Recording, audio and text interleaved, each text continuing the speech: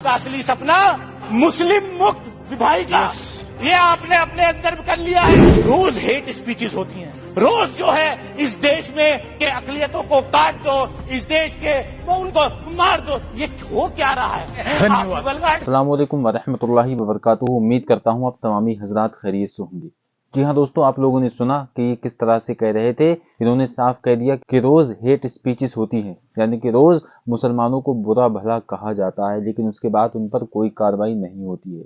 तो दोस्तों, आज की इस वीडियो में आप लोगों को मुफ्ती सलमान अजहरी से लेकर बहुत बड़ी अपडेट बताने वाला हूँ, बहुत बड़ी खबर बताने वाला हूँ। वहीं पर बताऊंगा कि इस वक्त मुसलमानों के साथ हिंदुस्तान में क्या हो रहा है। ये वीडियो आप लोगों को आखिर तक देखना लाजमी है, जरूरी है आज के दौर में। दोस्तों, आप लोग इधर उधर की वीडियो देखकर अपना टाइम जाया करते रहते हो, जो काम की वीडियो होती है वो नहीं देखते हो, लेकिन इस वीडियो को आप लोग जरूर देख लेना, क्योंकि आज मैं बताने वाला हूं कि मुफ्ती सलमान अजहरी के साथ किस तरह से खेल खेला गया, किस तरह से मुफ्ती सलमान अजहरी साहब को पकड़ कर रखा गया और अभी तक मुफ्ती सलमान अजहरी साहब की रिहाई को लेकर कोई सुनवाई नहीं हो रही है। क्यों कोर्ट तारीख पे तारीख देता हुआ आ रहा है मुफ्ती सलमान अजहरी साहब को। अगर आप मुफ्ती सलमान अजहरी साहब से मोहब्बत रखते हैं, मुफ्ती सलमान अजहरी साहब की मोहब्बत आपके दिल में है, तो अभी कमेंट बॉक्स में लिखें रिलीज मुफ्ती सलमान अजहरी, या लिखें मुफ्ती सलमान अजहरी साहब को रिहा किया जाए।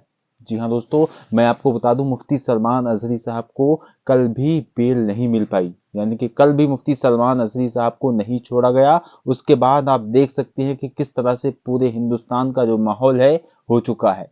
मैं आपको बता दूं, कल ये खबर निकल कर आ रही है हल्द्वानी के उत्तराखंड से। वहां पर क्या हुआ, वहां पर मदरसे को गिरा दिया गया। क्या दोस्तों, मैं आपको बता दूं, क्या मदरसा गिराना इतना जरूरी है इस वक्त? मदरसों को क्यों गिराया जा रहा है, मस्जिदों को क्यों गिराया जा रहा है? बताया ये जा रहा है कि वो मदरसा किसी सरकारी जगह में बना हुआ था, इसलिए उस मदरसे को गिरा दिया गया। जब मदरसा गिराने के लिए पुलिस प्रशासन पहुंचा बिल्डोजर लेके, उसके बाद वहां की औरतें रोड पर आ गईं। उसके बाद उन्होंने प्रदर्शन किया और बिल्डोजर चलाने वाले को रोका। उसके बाद पुलिस ने औरतों के ऊपर लाठी चार्ज कर दिया। तो दोस्तों, अब आप लोग समझ सकते हैं कि किस तरह से हमारी कोई भी बात नहीं सुनी जा रही है, यानी कि जो है प्रशासन वो अपनी मनमानी कर रहा है, जो सरकार वो अपनी मनमानी कर रही है। और आप देख सकते हैं कि पूरे देश का माहौल इस वक्त क्या हो चुका है।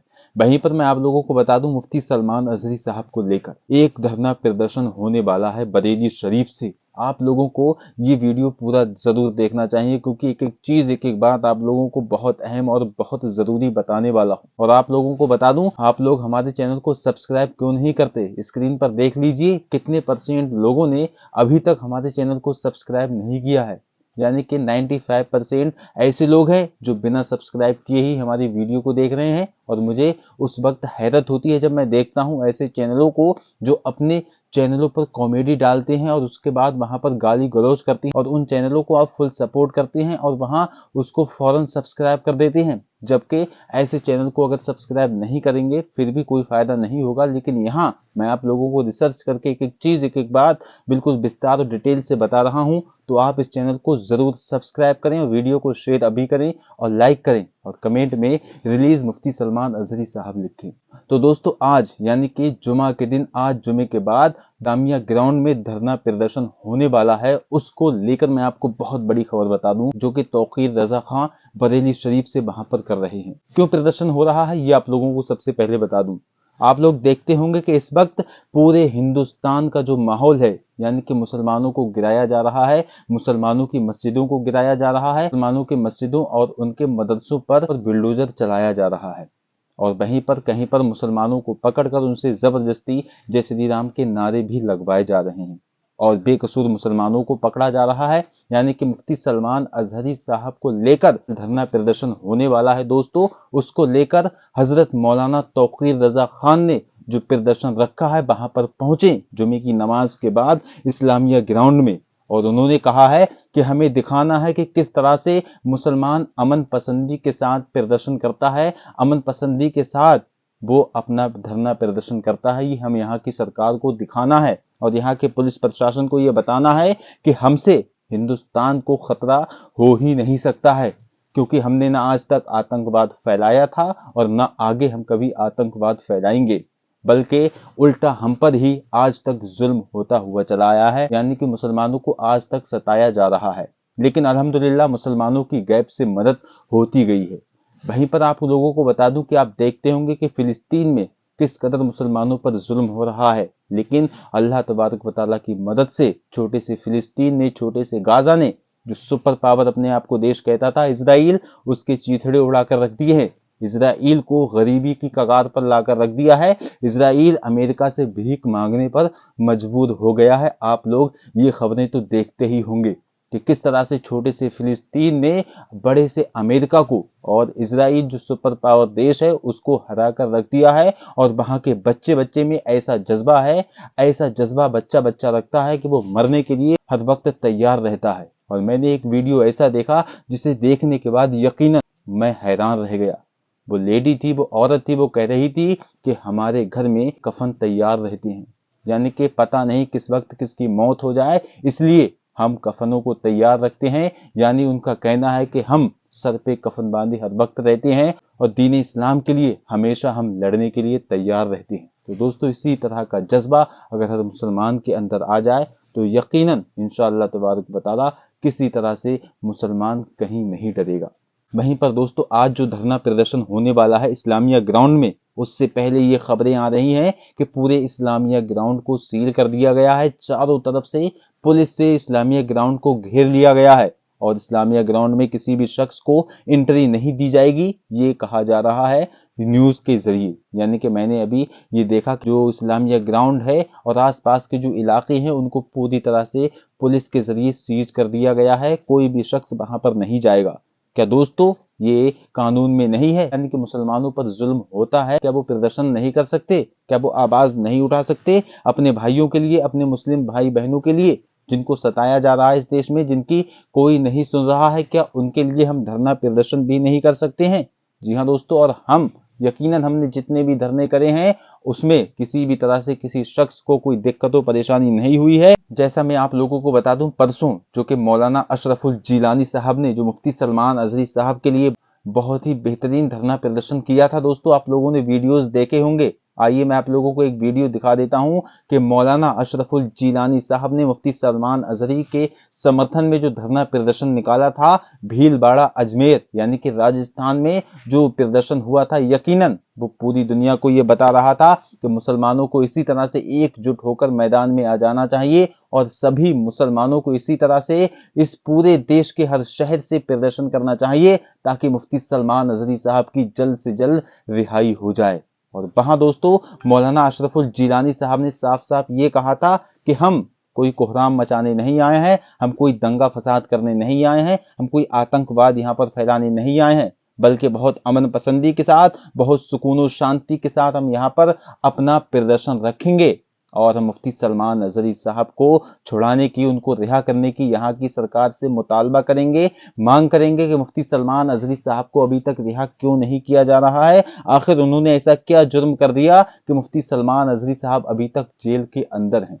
जी हाँ दोस्तों, मैं आपको बता दूं कि मुफ्ती सलमान अजहरी साहब ने सिर्फ छोटा सा शेर पड़ा, उसी शेर को लेकर यहाँ की प्रशासन ने, यहाँ की पुलिस ने मुफ्ती सलमान अजहरी साहब को अरेस्ट कर लिया, गिरफ्तार कर लिया। मैं आप लोगों को बता दूं ये सारे मामलात हमें 22 जनवरी के बाद से देखने को मिल रहे हैं। 22 जनवरी तो आपको याद ही होगी, यानी कि बाबरी मस्जिद को गिराकर जहां पर राम मंदिर का उद्घाटन हुआ था वो 22 जनवरी को हुआ था।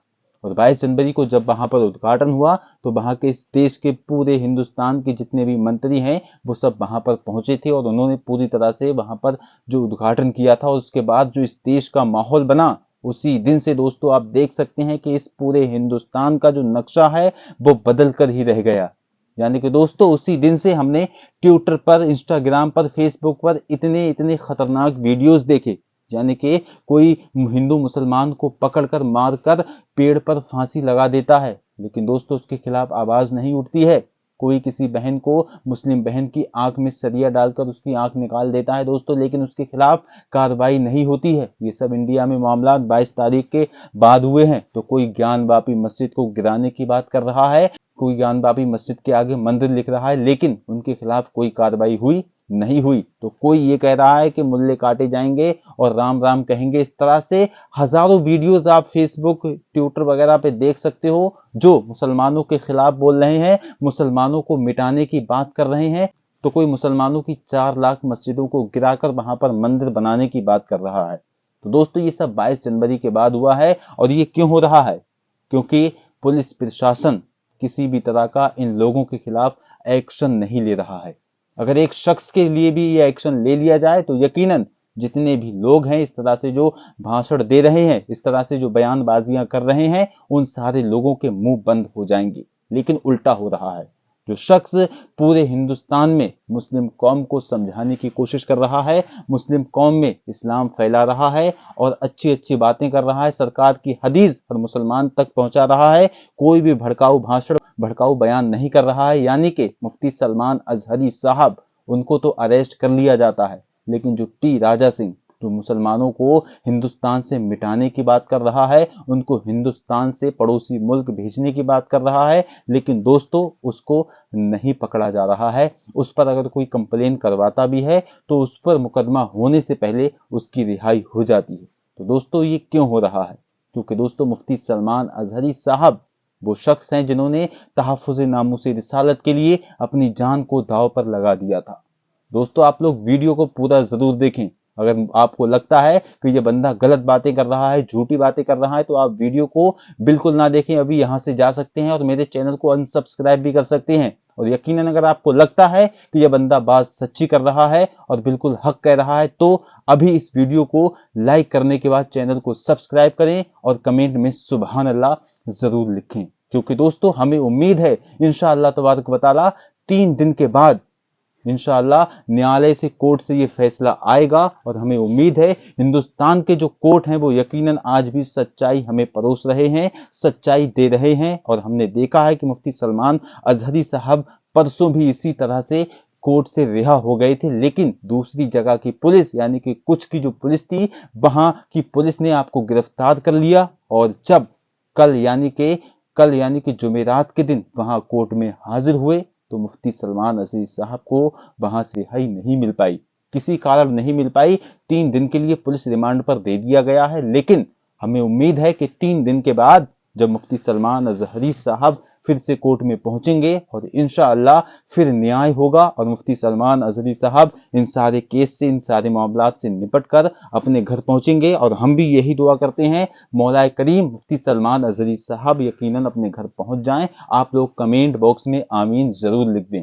तो दोस्तों मुफ्ती सलमान अजहरी साहब कोई आम इंसान नहीं है, बल्कि मुफ्ती सलमान अजहरी साहब वो मर्द कलंदर हैं जिन्होंने आला हजरत के मसलक पर काम किया है, मसलक के आला हजरत पर काम कर रहे हैं और मसलक के आला हजरत का पैगाम पूरे हिंदुस्तान के हर गली कूचे में पहुंचा रहे हैं। वो है मुफ्ती सलमान अजहरी साहब। और आप लोग क्या कर रहे हैं? जब मुफ्ती सलमान अजहरी साहब को पकड़ा गया था उस दिन तो आप लोगों ने बहुत ट्रेंड चलाया कि मुफ्ती सलमान अजहरी साहब को रिहा करो, मुफ्ती सलमान अजहरी साहब को रिहा करो, रिलीज करो। लेकिन धीरे धीरे जैसे ही 1-2 दिन हुआ आप लोग भूल गए कि मुफ्ती सलमान अजहरी साहब अभी रिहा हुए हैं या नहीं हुए हैं। आपने फिर से इधर उधर की वीडियोस देखना शुरू कर दिए, फिर से आप रील्स पर आ गए, फिर से आप शॉर्ट वीडियो पर आ गए। दोस्तों ये वक्त आप लोगों के सोने का नहीं है, आप लोगों के रील्स देखने का नहीं है, आप लोगों का टाइम बर्बाद करने का नहीं है, बल्कि ये वक्त है अल्लाह तबारक व तआला की बारगाह में रो रो कर गिड़गिड़ा कर दुआ करने का। ये वक्त है हमें 5 वक्त की नमाजें अदा करने का। ये वक्त वो है जब हम अल्लाह तबारक व तआला की बारगाह में रोकर, रात में रोकर अल्लाह से दुआएं मांगें कि मौला करीम हमारे गुनाहों को बख्श दे, हमारे गुनाहों को माफ फरमा दे। तो यकीनन अल्लाह तबारक व तआला बहुत गफूर रहीम है, वो हमारे गुनाहों को बख्श देगा।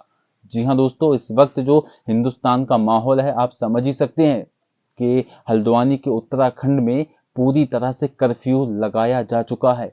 और वहां पर जो मदरसा था, जो बहुत ही बड़ा मदरसा था, उसको गिराने के बाद दोस्तों कर्फ्यू जब लगाया गया तो मैंने वीडियोस अभी क्या देखे, आप लोगों को मैं वो वीडियोस दिखा नहीं सकता हूं क्योंकि यूट्यूब की जो कम्युनिटी गाइडलाइन है उसके खिलाफ है ये चीज, इसलिए मैं यूट्यूब पर वो वीडियो नहीं दिखा सकता हूं। लेकिन बता तो सकता हूं, मैं आप लोगों को बता दूं, मैंने वो वीडियोस देखे। कुछ लोग पत्थरबाजी कर रहे थे और वो कह रहे थे कि मुल्लों को मारो, कि कटुओं को मारो। और वहां पर इस वक्त ये मामला है, अगर कोई शख्स दिख जाए तो पुलिस को ये ऑर्डर है कि उसे देखते ही गोली मार देना चाहिए। यानी कि दोस्तों हल्द्वानी के उत्तराखंड में ऐसा मामला सामने पेश आया है कि अगर कोई शख्स अपने घर से बाहर निकलता है, चाहे वो किसी जरूरत के लिए निकले या फिर बिला जरूरत के लिए निकले, उससे ये नहीं पूछा जाएगा तुम कहाँ जा रहे हो या कहाँ नहीं जा रहे हो। फौरन पुलिस को ये ऑर्डर है कि कोई भी शख्स दिखे वहां पर उसको फौरन गोली मार देना चाहिए। जी हाँ दोस्तों, इतना खतरनाक माहौल क्यों बढ़ रहा है? क्या यहाँ की सरकार नहीं जानती है अभी हमें मंदिर और मस्जिद के जो मामले हैं उनको खत्म कर देना चाहिए? कि मंदिर मस्जिद के ये मामले कब तक चलते रहेंगे? कब तक इस तरह से मंदिर और मस्जिद के जो मामले हैं पूरे हिंदुस्तान में फैलते रहेंगे? क्या इससे हिंदुस्तान का माहौल खराब नहीं है? क्या यहाँ की सरकार को नहीं पता है कि हिंदू मुस्लिम जो इस वक्त हो रहा है ये सब गलत है? तो दोस्तों इस वक्त सरकार को अगर ध्यान देना चाहिए, जो हमारे नौजवान लोग बेरोजगार घूम रहे हैं, जो हमारे नौजवान इस वक्त किसी भी काम में नहीं लगे हुए हैं, उनके खाने पीने के खर्चे में दिक्कतें हो रही हैं, उनके लिए कोई बड़ी फैक्ट्री बना दी जाए, कोई बड़ी इसी तरह से फैक्ट्री बनाई जाए जिसमें वो काम करें, या कोई ऐसी वैकेंसीज निकाली जाए, कोई ऐसी नौकरियां निकाली जाए जिसमें वो पढ़ लिख कर ध्यान दें और उनकी नौकरी लग जाए तो वो कमाने लगे। लेकिन नहीं दोस्तों, यहाँ पर अगर किसी चीज पर काम हो रहा है तो वो सिर्फ मंदिर और मस्जिद के लिए हो रहा है। मैंने अभी एक दिन पहले एक वीडियो ऐसा देखा था, तो एक चैनल के रिपोर्टर थे, वो एक शख्स से इंटरव्यू ले रहे थे और उससे पूछ रहे थे आप कहाँ जा रहे हो? तो दोस्तों वो लोग इजराइल जा रहे थे। कहाँ? इजराइल। यानी कि दोस्तों भारत का शख्स इजराइल जा रहा है और उससे जब पूछा गया तुम इजराइल क्यों जा रहे हो, तो यकीनन मैं भी हैरान रह गया ये सुनकर। उसने अपना नाम आकाश बताया और कहा कि मैं इजराइल जा रहा हूं फौज में लगने के लिए।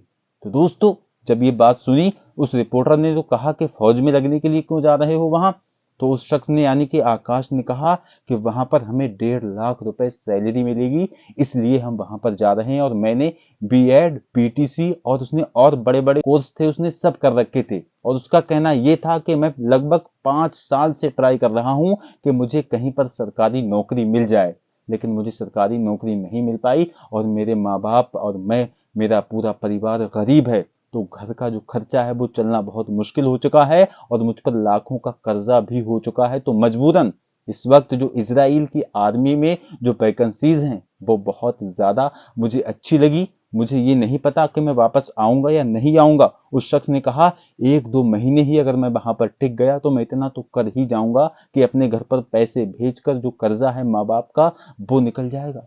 जी हाँ दोस्तों, तो आप देख सकते हैं कि आकाश नाम का शख्स भी हिंदुस्तान से इजराइल जाने को तैयार है और वहां पर मौत के घाट उतरने को तैयार है। यानी कि उसे फिक्र नहीं है कि मैं मरूंगा या जिंदा हूंगा। तो दोस्तों मजबूरी में जा रहा था क्योंकि उसे वहां पर 1.5 लाख रुपए की सैलरी मिलने वाली थी और वो कह रहा था कि मुझे लगभग 2 साल का वीजा मिला है और 2 साल के लिए मैं इजराइल जा रहा हूं। दोस्तों देखिए इस वक्त कितना माहौल बिगड़ चुका है। इन चीजों को लेकर यहाँ की सरकार को काम करना चाहिए। यहाँ की सरकार को इन सारी चीजों पर पूरी तरह से फोकस रखना चाहिए कि हिंदुस्तान के जो नौजवान हैं जो बेरोजगार घूम रहे हैं उनके लिए कोई कारोबार निकालना चाहिए, उनके लिए कोई वैकेंसीज निकालना चाहिए। आज से 10 साल पहले, 20 साल पहले क्या ऐसा ही माहौल था?